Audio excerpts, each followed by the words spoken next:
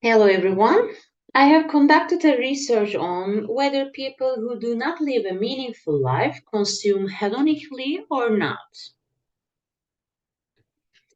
Although before people found it sufficient to provide the products they need, today the phenomenon of consumption has evolved into a fast, instant, and frequent activity.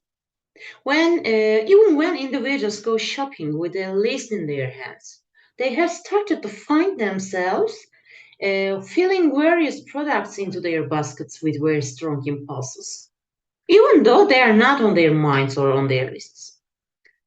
This study was carried out to investigate the reasons for the prevalence of this behavior. The meaning of life has been the focus of the attention of philosophers throughout history, and each has developed a different definition. While Plato said that knowledge constitutes the meaning of life in before Christian 400s, Aristotle believed that the concept of being well was the purpose of man's life. The philosophy of cynicism, on the other hand, argued that a simple life constitutes man's ultimate goal. Contrary to cynicism, hedonism draws attention to need to minimize pain and experience pleasure at the highest level. According to Epicureanism, pleasure is still important, but this understanding of pleasure should be redesigned by human beings by restricting desires. According to Stoics, if human beings live by recognizing the rules of life, they can stay away from pain.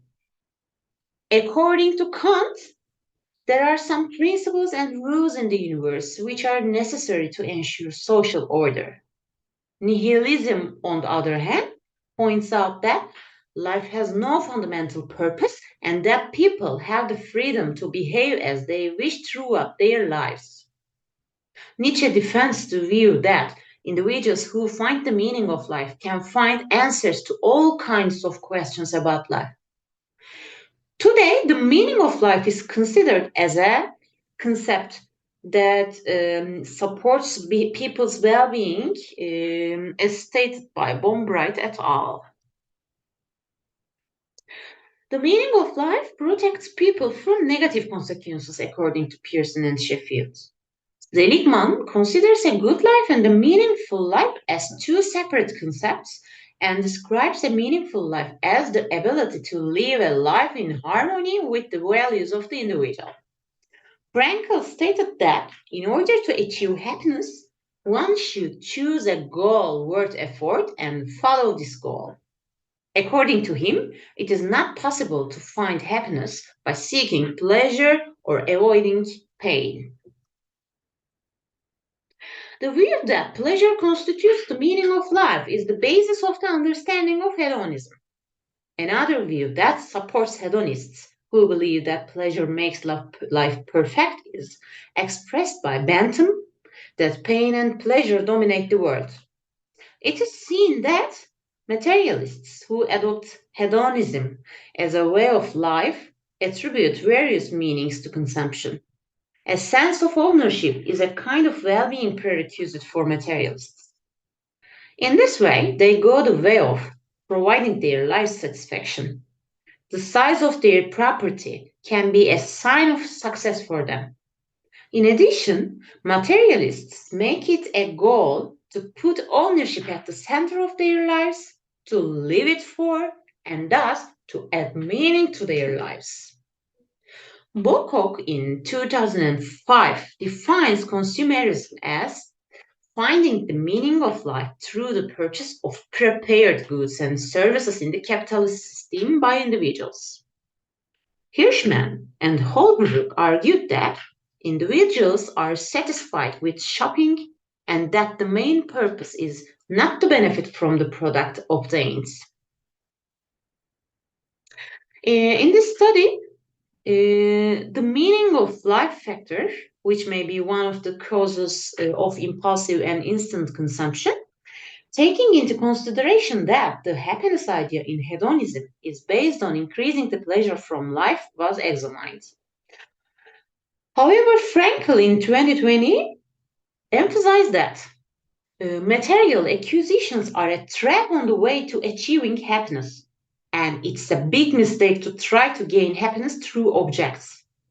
In the research, an answer has been sought to the question of whether human beings avoid unnecessary consumption for pleasure only to the extent that they find life meaningful, or do individuals who have no meaning and purpose in life try to complete these deficiencies by jumping into the lap of instant pleasures and avoiding pain as much as possible? One of the biggest handicaps of the consumption society in the literature is the effort to cover up the meaninglessness of life by clinging to short term pleasures and consumption caused by instantaneous impulses, even though it doesn't appeal to needs. Zhu et al. Argued that individuals who find their life meaningless are more inclined to conspicuous consumption. When it comes to originality of this research, we can say that although there are articles on the perception of the meaning of life as consumption according to hedonism, no research has been found in the literature on the effect of life meaning and hope on our perceptions of what we cannot achieve. What data and methods did we use in the study? The variables used in the study were defined with a 34 question questionnaire consisting of categorical 4 questions for the determination of demographic characteristics of the respondents and 12 items prepared with a 5-point Likert scale to measure the meaning and aim of life, and 18 questions with 5-point Likert scale again to measure hedonic consumption behavior. The survey was applied to individuals over the age of 18 living in Ankara, the second most populous city in Turkey. Survey responses were collected by a snowball sampling method via Google Forms. Since the data measures the perceptions, attitudes, feelings, and thoughts of individuals, which cannot be observed directly, but which can be analyzed by embodying them through dimensions, it was necessary to perform a dimension reduction process on this data. Since it would be useful to use regression analysis to measure the relationship between both observed variables and latent variables, the structural equation model was used, which combines both analysis and offers the opportunity to model the relationship between all endogenous and exogenous variables with a single regression analysis. Since the sample size should be at least 10 times the number of implicit and observable variables to be used in the analysis, 130 observations seems sufficient. The total number of participants in the survey was 199. Only 7 of them gave incomplete answers to the questions. And since the analysis was requested to be carried out with full data, 7 observations were excluded and the analysis continued. Since a multivariate analysis was made, the multiple normality assumption was tested with the Mahalanobis distance. 48 observations were found to be against multiple normality and were excluded from the analysis. In order to measure the reliability of the questionnaire, Cronbach's alpha test was applied to the population to which the questionnaire was applied.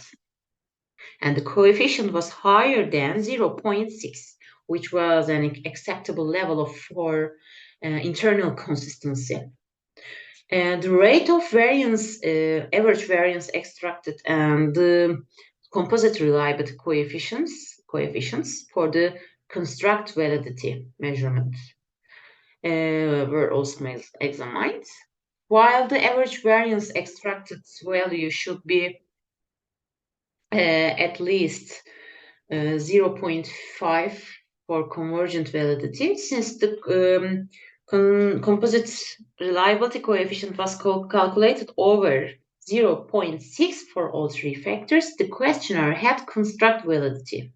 While confirming the factor analysis, factor loadings which were below the level of 0.5 were removed from the model.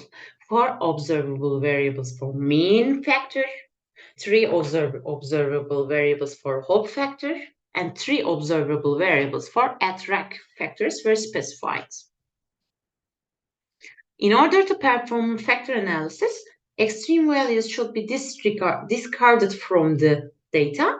Therefore, 48 outliers were deleted. In addition, the data must be measured on an interval scale. Since a 5-point Likert scale was used in the study, it seems appropriate for factor analysis. Since demographic variables are non-metric variables, they were not included in the factor analysis. According to Bartlett's test results, the hypothesis that the correlations between the variables are different from zero cannot be rejected.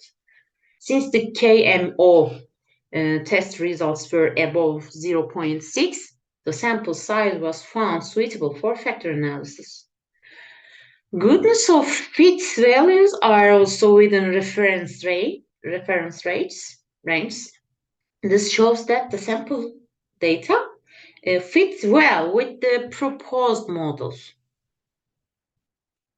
The endogenous and exogenous variables used in the analysis are as presented in the table.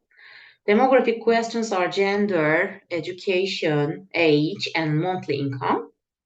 The variables measuring the meaning of life factor is represented by MN abbreviation, and the ones for hope for the life dimension is called as HP abbreviation, and the variables encoded as ATT measures the attraction of unattainable.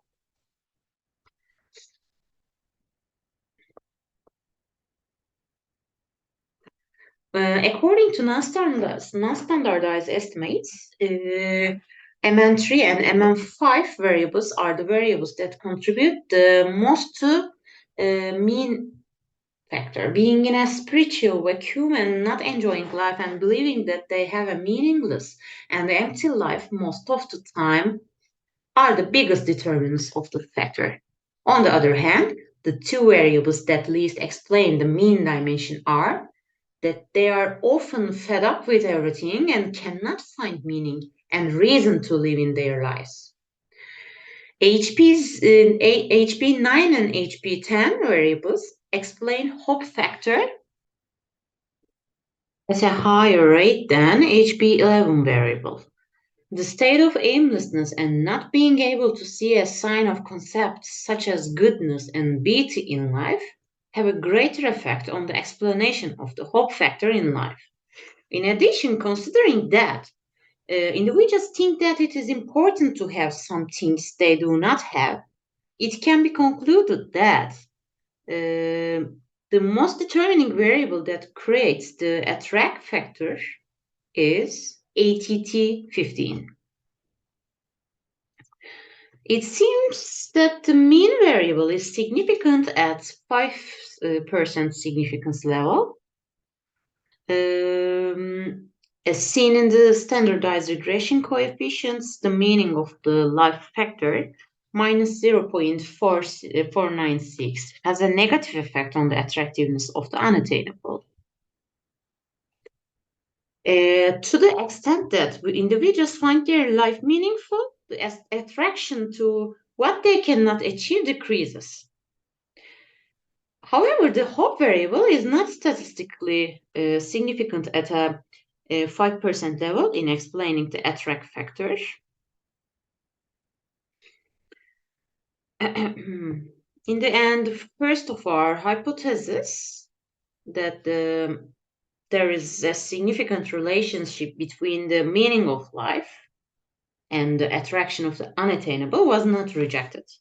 Second one was rejected because there is no significant relationship between the hope about life and the attraction of the unattainable. Thank you for listening.